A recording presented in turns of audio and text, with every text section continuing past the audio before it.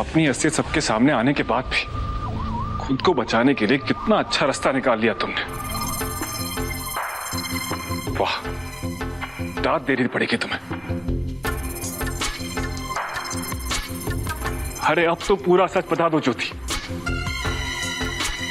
तुम्हें इसी बात का डर था ना कि मैं इन्हें तुम्हारे लिखे लव लेटर्स दिखा दूंगा। ये पंकज को ये बता दूंगा कि शादी के बाद भी मेरे लिए तुम्हारे प्यार में कोई कमी नहीं आई।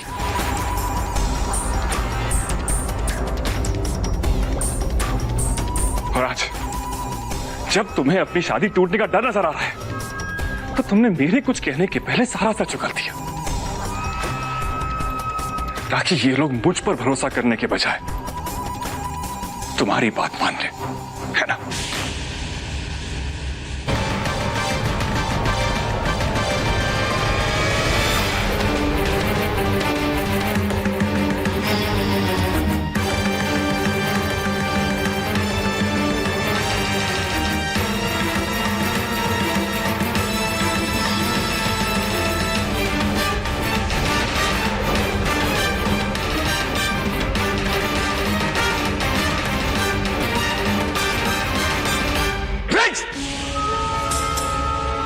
तुम्हारी आने की हिम्मत कैसे? तुम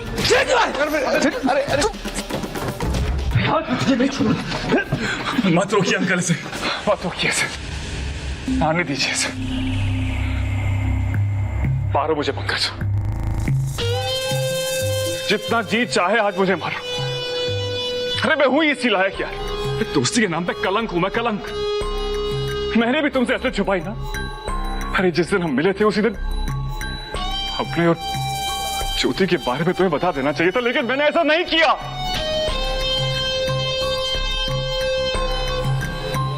आज तुम जो सजा देना चाहते हो ना पंकज, दे दो,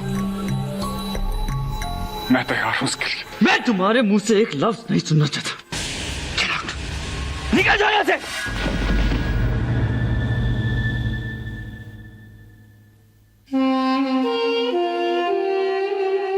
ठीक है।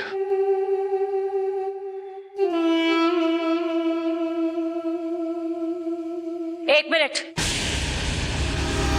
पंकज, कम से कम ब्रिज के मुंह से तो सुन लो कि आखिर मामला है क्या।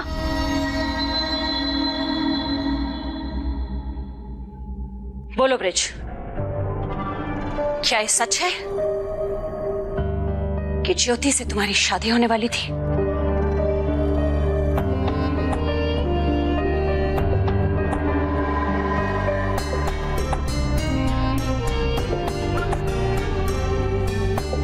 जी हाँ, हम दोनों एक दूसरे से बहुत प्यार करते थे।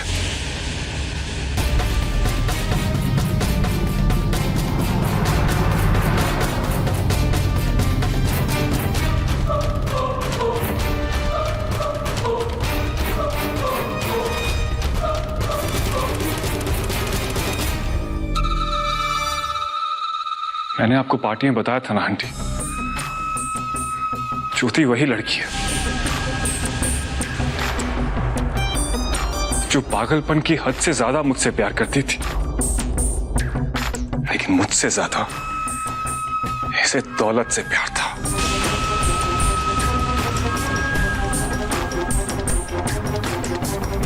इसीलिए एक दिन इसने मुझे अपनी जिंदगी से निकाल दिया और उसी दुख और सदमे में मैंने इसकी बहन से शादी कर ली। और इस बीच भोलेपन और दयालु होने का नाटक करके इसने तुम्हारा दिल जीत लिया पंकज, क्योंकि तुम पैसे वाले थे और ये तुमसे शादी करने में भी कामयाब हो गई। लेकिन अपना पहला प्यार भूलना इतना आसान नहीं होता। मुझे अपनी बहन के साथ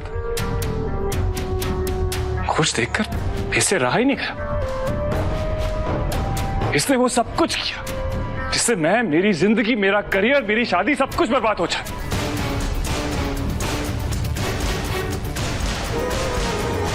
तुमने मुझे अपना दोस्त माना पंकज, तुम मेरे लिए झूठ सहना बहुत मुश्किल हो गया कि दूसरी तरफ ज्योति लगातार मेरे पीछे पड़ी रही थी। क्योंकि मैंने इसे बहुत समझाया, ज्योति बस करो, बहुत हो गया, बाज आ जाओ, वरना मैं यहां आके तुम्हारी हस्ती सबको बता दूंगा। फिर क्या था, अपनी पोल खुलने के डर से इसने यहां आकर अपने हिसाब से उस कहानी को तोड़ मरोड़ कर बता दिया तुम्हें।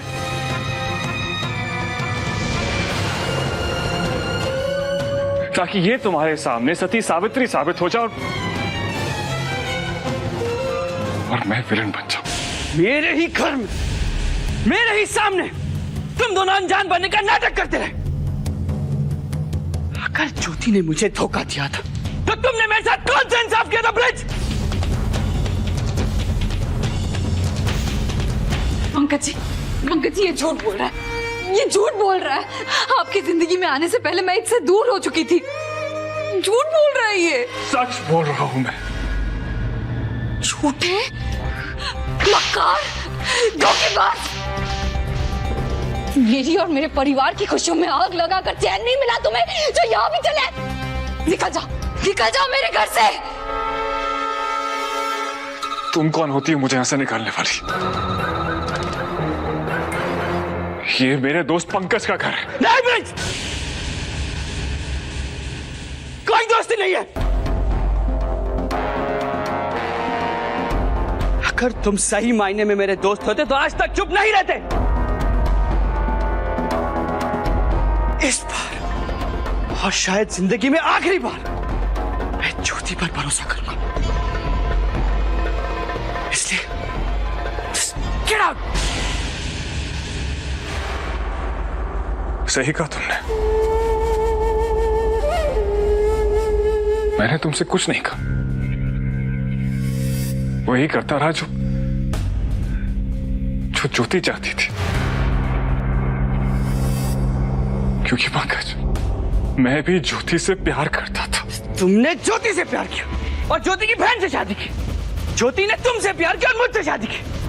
इन सब में मैं पागल हो रहा हूं। I am going insane. तुम ऐसे नहीं मानने वाले। Just get out from here! निकलो यहाँ से!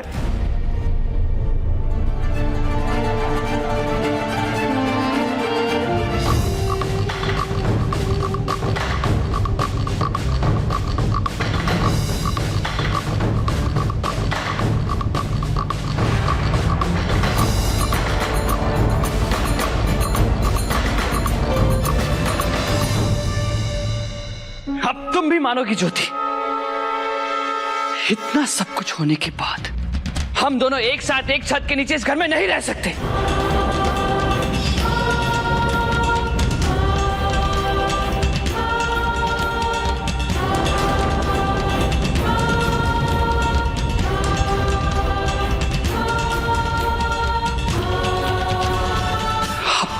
अब तुम डिसाइड करो, या इस घर में तुम रहोगी या मैं।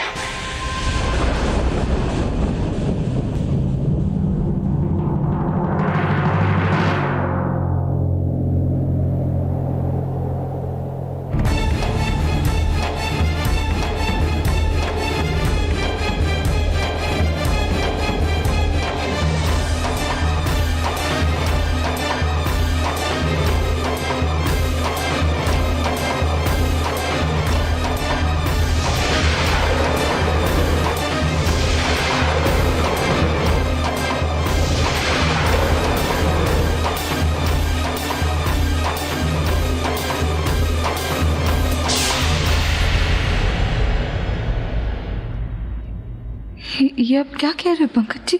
वही जो तुमने सुना ज्योति।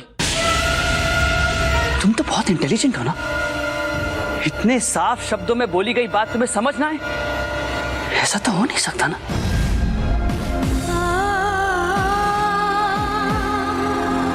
अब तुम बताओ कौन जाएगा इस घर से, तुम या मैं?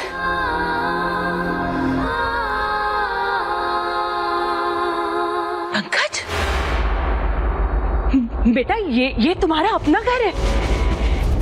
तुम्हारा इस घर को छोड़कर जाने का तो सवाल ही नहीं उठता। मैं पहले दिन से ही जानती थी और मुझे इस ज्योति की याद पर पहले दिन से शक था।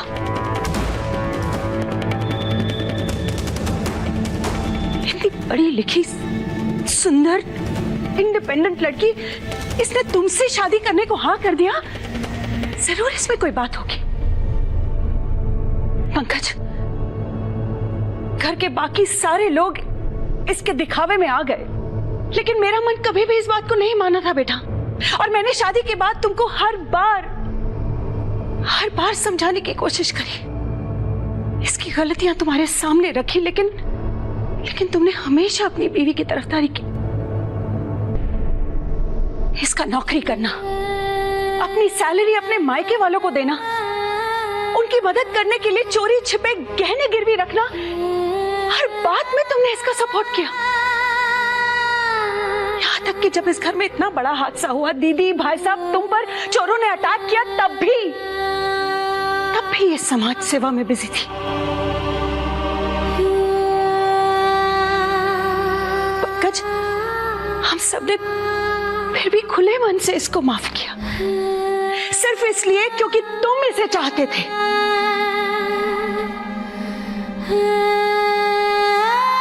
और इसने तुम्हें ही धोखे में रखा। सिर्फ इसकी वजह से तुम अपनी छोटी माँ के खिलाफ हुए थे पंकज, याद है ना तुम्हें? उस छोटी माँ के खिलाफ जिसे तुमने हमेशा अपनी माँ से बढ़कर माना। अब तो समझ जाओ पंकज, इस तरह से घर छोड़ने की बात करके तुम हम सब घर वालों को किस बात की सजा देना चाहते हो? हैरवी, इस तरह गर्मी से बात करके कोई समस्या हल नहीं होगी। तुम मुझे एक बात बताओ पंकज,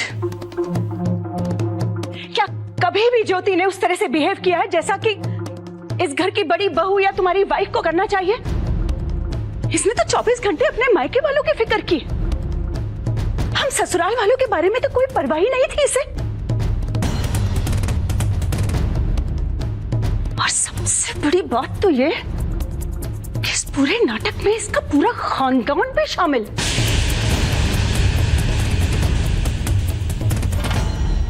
किस तरह से उन्होंने अपनी छोटी बेटी को हमारे यहाँ नौकरानी बना के भेजा। पार्टी में हर कोई ब्रिज को जानता था, लेकिन ना पहचानने का नाटक किया। अगर इसने अपने घर वालों को अपने इशारों पे नचाया तो पंकज, तुम्हें लगता है कि ये हमें छोड़ देगी? मारा की कमाऊ बेटी थी, इसके घर वालों को इसकी जरूरत थी, जब तक कि इसके भाई को नौकरी न मिल जाए। लेकिन क्या इसका यह मतलब होता है कि वो हम सबको धोखा दे? मुझे तो शर्म आ रही है, हैरानी हो रही है कि तुम्हारे जैसा पति पाकर भी इसने किसी और आदमी से संबंध रखा। और तुम ऐसी लड़की से पूछ रहे हो कि इस घर को छोड़कर किसे जाना चाहिए और किसे नहीं?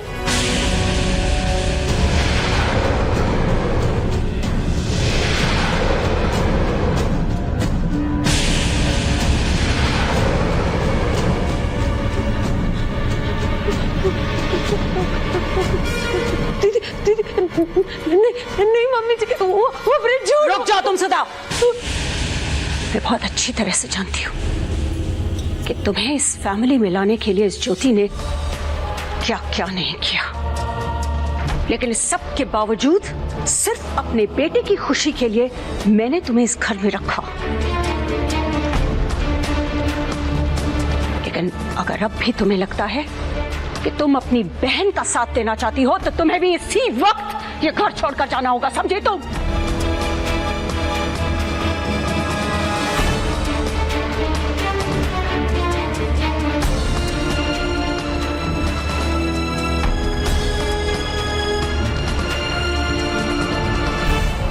इस बार उदय चाहे कुछ भी कहे या कुछ भी करे,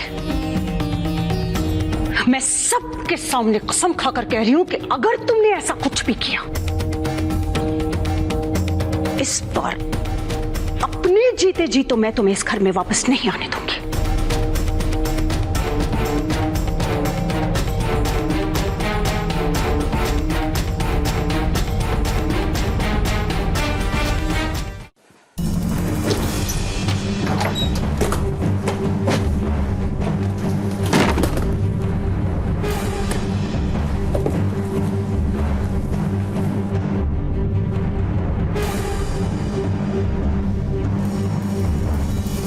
सबको ले जाओ यहां से ज्योति। मुझे तुम्हारी इस घर में एक याद भी नहीं चाहिए। ये सब तुम्हारे ना ज्योति, इसी के लिए शादी की थी ना तुमने मुझसे।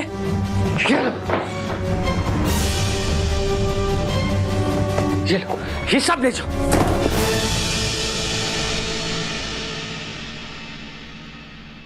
पंकज जी, मेरे सच बताने से पहले आपने मुझसे बहुत प्यार किया था ना।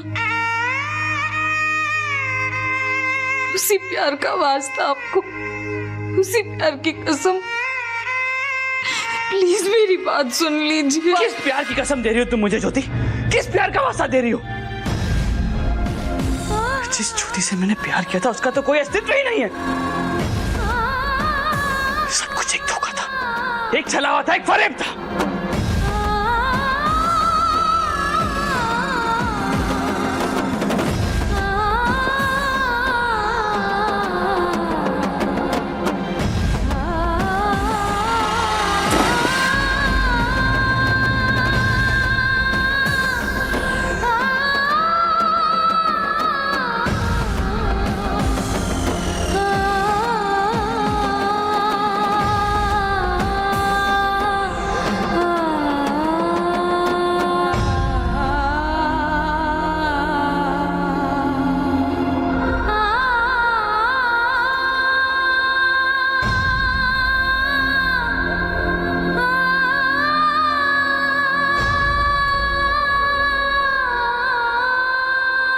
ये सूखे हुए फूलों को देख के तुम्हें कुछ याद आया ज्योति? देखो बेटा, मेरी नई नई शादी हुई है, तो ये फूल मेरे बीवी के बालों में होने चाहिए ना। हाँ, तो ले लो ना दीदी। ज्योति ले लो ना। हाँ। जी मैं महसूस करना चाहता था कि मोगरे का गजरा मेरी बीवी के बालों में कैसा लग रहा है। तो फिर आप ही लगा दीजिए ना।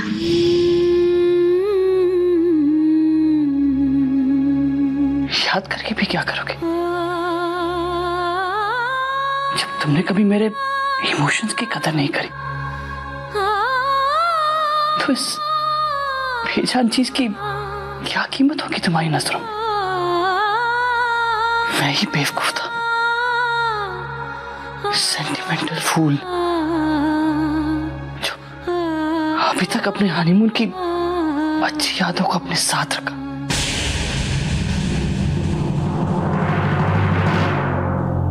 बहुत हंसी होगी ना तुम मुझ पर। यही सोचा होगा ना, ये आदमी तो पूरी तरह अंधा है। जाओ जाओ, तमाशा खत्म हो चुका है। मेरे घर में, मेरी जिंदगी में तुम्हारे लिए कोई जगह नहीं रह गई।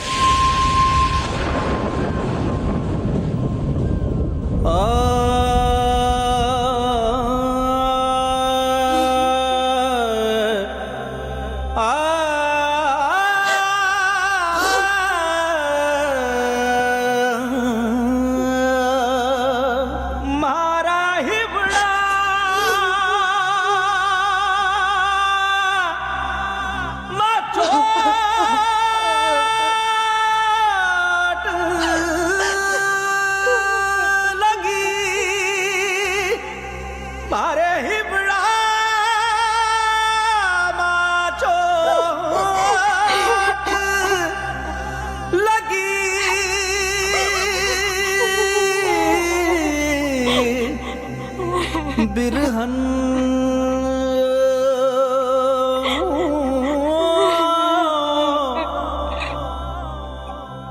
कछु भाए ना कछु भाए ना।